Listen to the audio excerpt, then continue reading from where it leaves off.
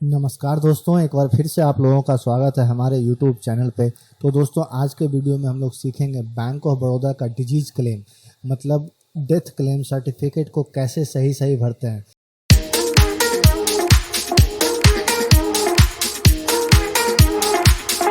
याद रखिएगा दोस्तों, यह डिजीज क्लेम वो है जिसमें कि मरने वाले व्यक्ति ने किसी को नॉमिनी अपॉइंट नहीं किया है। तो वीडियो को बड़े ध्यान से देखिएगा। ये टोटल 5 से 6 पार्ट में होने वाली है। वीडियो लंबी हो सकती है, लेकिन लंबी करना हमारी मजबूरी है, क्योंकि आपको हर पार्ट के बारे में, हर पार्ट के फॉर्म को कैसे सही सही भरते हैं, यह आपके लिए जानना बेहद ज़रूरी है। नहीं तो इसके चक्कर में क्या होता है कि आप लोग बैंकों में कई दिनों का चक्कर लगाते रह जाते हैं, फिर भी जो है आपका फॉर्म सही से फिलअप नहीं हो पाता है और पैसा भी आपको सक्सेसफुली ट्रांसफ़र नहीं होता है। तो चलिए दोस्तों, बढ़ते हैं आगे इस वीडियो में और एक एक पार्ट को मैं आपको सही तरीके से एक्सप्लेन करने की कोशिश करूँगा।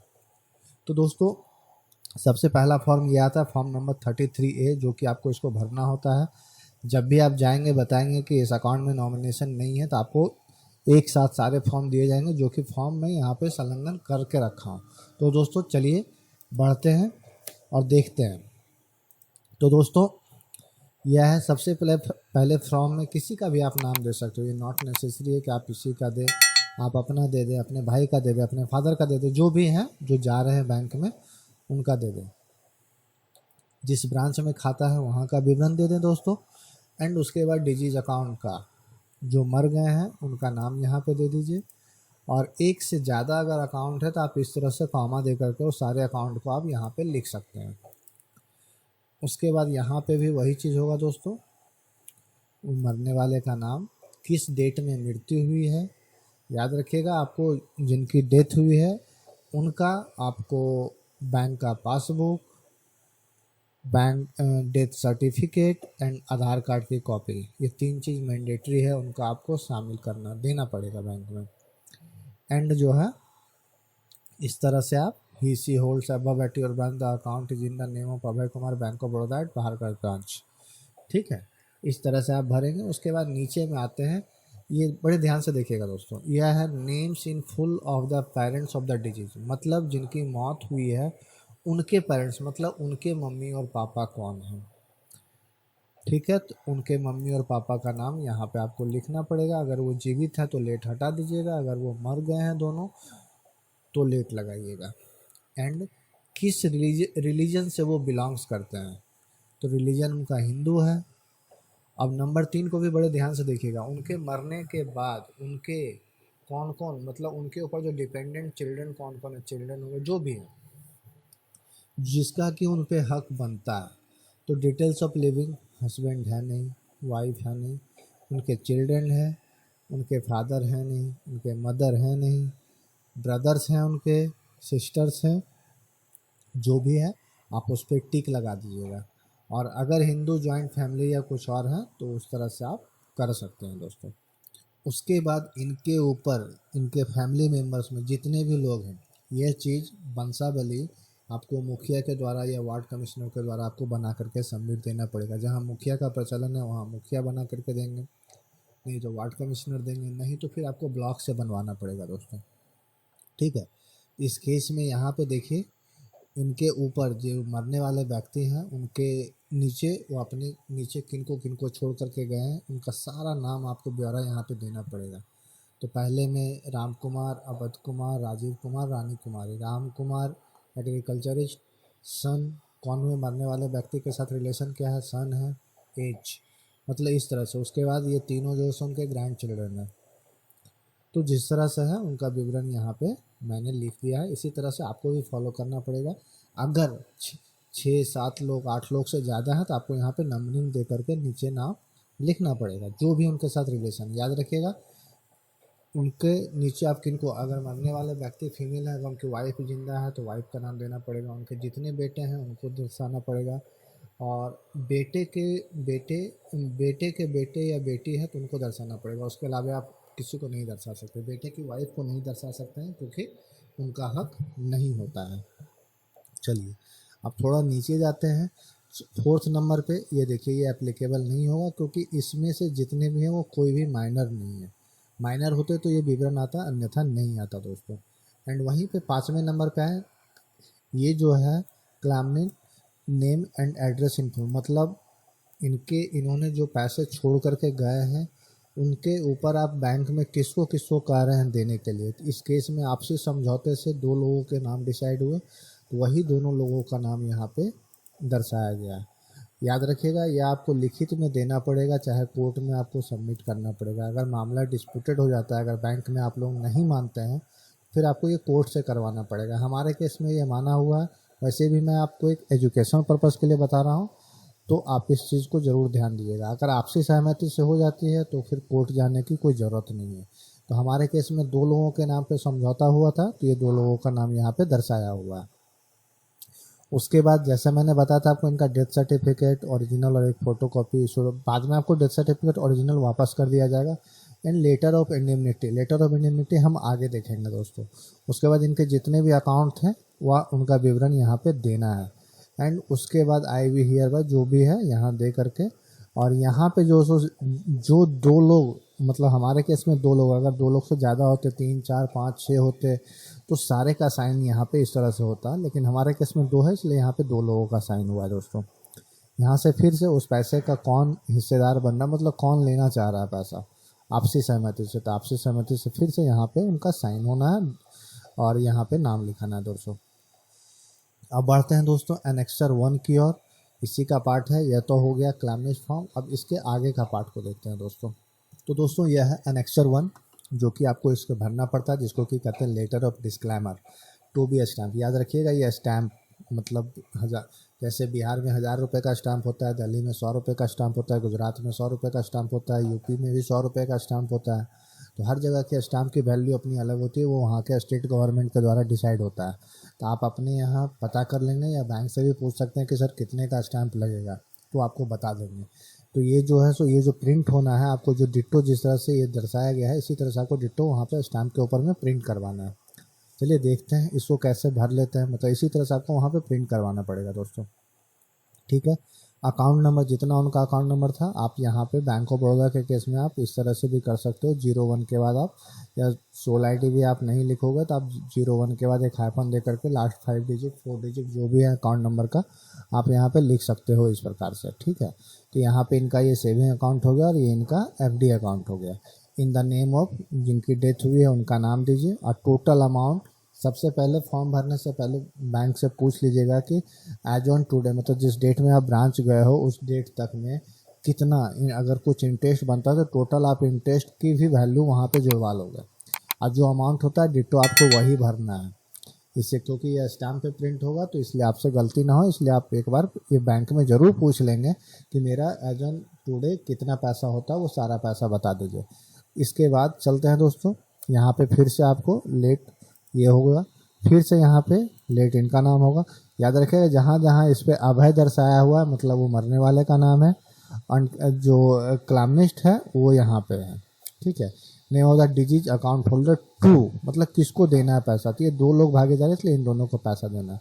फिर यहाँ पे क्लामनिस्ट में आ जाते हैं, जो दोनों लोग पैसा लेंगे उसका नाम, एज एंड सिग्नेचर इस तरह से करवा करके, जिस डेट में आपने, ऑब्वियसली मैं शुरू से कहता हूँ जिस डेट में आप ब्रांच विजिट करते हो वही नाम आपको यहाँ पे दर्शाना है।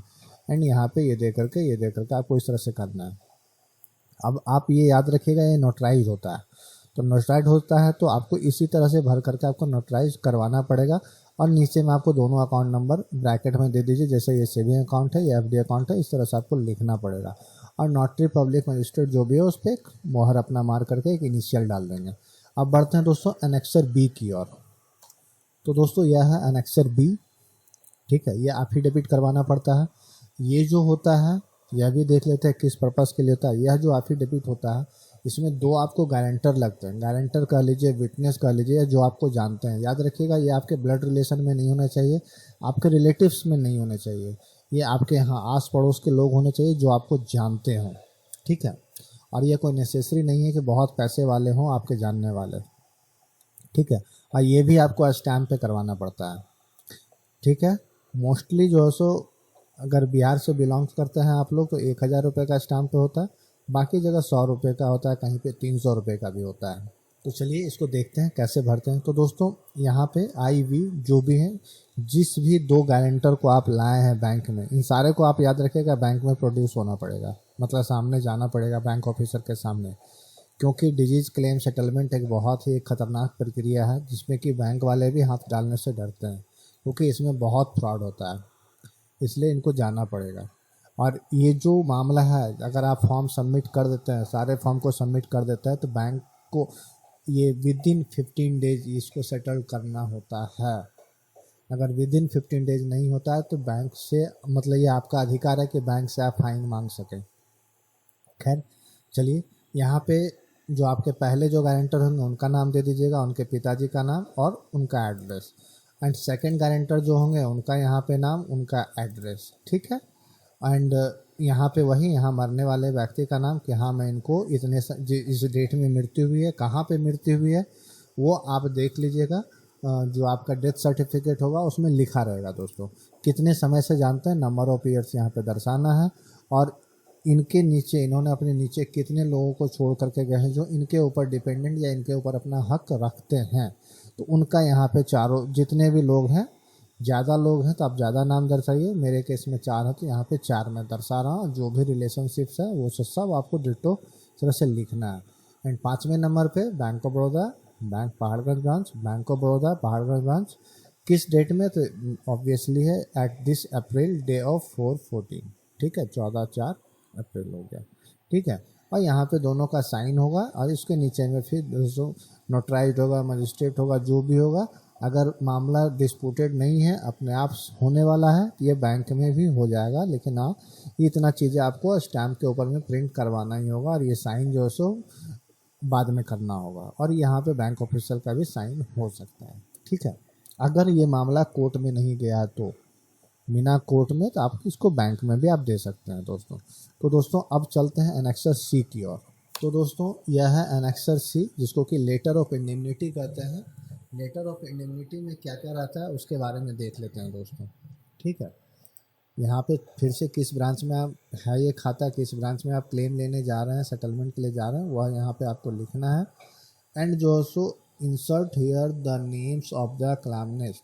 तो क्लैमनिस्ट हो जाता है जो पैसा लेने वाले हैं, तो यहाँ पे दोनों का नाम हो गया। The sum of rupees, total with interest कितना रुपया है, यहाँ पे आपको पूरा वो लिखना है। कितने अकाउंट हैं उनके, जो भी अकाउंट है उनका सारा विवरण यहाँ पे दीजिए। आप चाहे तो 01 ऑब्लिक करके भी दे दें, जिस तरह से आपको सहूलियत हो आप उस तरह से कर सकते हैं। Since disease without production of letter of administration और सक्सेशन सर्टिफिकेट, मतलब ये हो जाता है कि हमें ये मामला कोई कोर्ट में नहीं गया है, कोर्ट में जाने से क्या होता है कि आपको सक्सेशन सर्टिफिकेट देना पड़ता है, ठीक है। खैर एनीवे, उसके बाद insert here the name of the surety. तो नेम ऑफ द श्योरिटी कौन है, मतलब श्योरिटी हो गए 2 विटनेस, जिसका कि आपने एनेक्सर सी में, सॉरी एनेक्सर बी में डाटा आपने भरा था, ठीक है। तो यहाँ पे ये हो गया मनोज वर्मा एंड कुमारी लता। इस डेट में इनका साइन है, डेट है, और signed and delivered by the name, मतलब ये जो साइन होगा जो पैसा लेने वाले हैं, और नीचे में श्योरिटी का साइन होगा, ठीक है। यह भी आपका जो है सो स्टैम्प के ऊपर में होगा दोस्तों। इसके बाद दोस्तों बढ़ते हैं एनेक्सर डी की ओर। दोस्तों यह है एनेक्सर डी, याद रखिएगा यह 2 कॉपी बनेगा। यह 2 कॉपी क्यों बनेगा कि आपके 2 सिक्योरिटी होते हैं, 2 गारंटर होते हैं। तो मैं एक भर करके दिखाया हूँ, दूसरे आप इसका कॉपी कर सकते हैं, ठीक है। चलिए, मेरे पहले सिक्योरिटी थे मनोज वर्मा, तो मनोज वर्मा का डिटेल्स है यहाँ पे। एकेडमिक क्वालिफिकेशन पोस्ट ग्रेजुएट है, एज 49 है, ऑक्यूपेशन जो भी है बिजनेस है। अगर आप सर्विस में देते हैं, एम्प्लॉयड में देते हैं, तो आपको सब कुछ यहाँ पे दर्शाना पड़ता है। एंड प्रेजेंट मंथली इनकम जो भी है उनका, जो उनके अनुसार से ITR के अनुसार से जो उनको एक मोटा मोटी लगता है वह यहाँ पे दर्शा सकते हैं। Total early income from all sources, मतलब ये जो बिजनेस से तो कर ही रहे हैं, उसके अलावा और भी कहीं से थोड़ा बहुत आता है, रेंट वगैरह सब आता है, तो वो भी इनको यहाँ पे दर्शाना पड़ेगा। तो टोटल मिला करके इनके ऊपर मनोज वर्मा के नीचे कितने डिपेंडेंट हैं उसका विवरण, उनकी पर्सनल एसेट, कुछ उनका अगर इमूवेबल प्रॉपर्टी है तो वह दर्शाना है। उसके बाद अगर उनका बैंक में खाता है तो इसे बैंक ऑफ इंडिया में खाता था तो उनका विवरण यहाँ पे देना है। हो सकता है आपको जो सो जेरॉक्स कॉपी भी देना पड़े, आप मना नहीं कर सकते अगर सामने वाले ने आपसे डिमांड कर लिया तो। इनकी कोई पर्सनल लायबिलिटीज है, मतलब कोई लोन वगैरह है या किसी से पैसा लें, किसी को चुकाना है, यह है। उसके बाद indicate whether security is related to climate, क्या इनका रिलेशन जो पैसा ले रहे हैं उसके साथ कुछ है, तो बिल्कुल ये हमेशा ये नो ही होगा।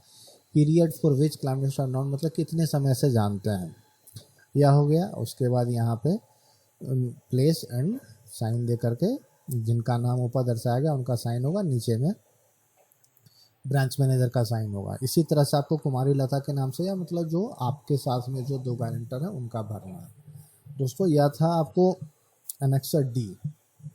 आपको डॉक्यूमेंट क्या क्या देने पड़ते हैं, देखिए मरने वाले व्यक्ति का, हालांकि आपको जो भी डॉक्यूमेंट देने पड़ते हैं आपको नीचे हमारे डिस्क्रिप्शन बॉक्स में आपको सारा डिटेल्स मिल जाएगा कि आपको इसके साथ डॉक्यूमेंट्स क्या क्या देने होते हैं। इसके अलावे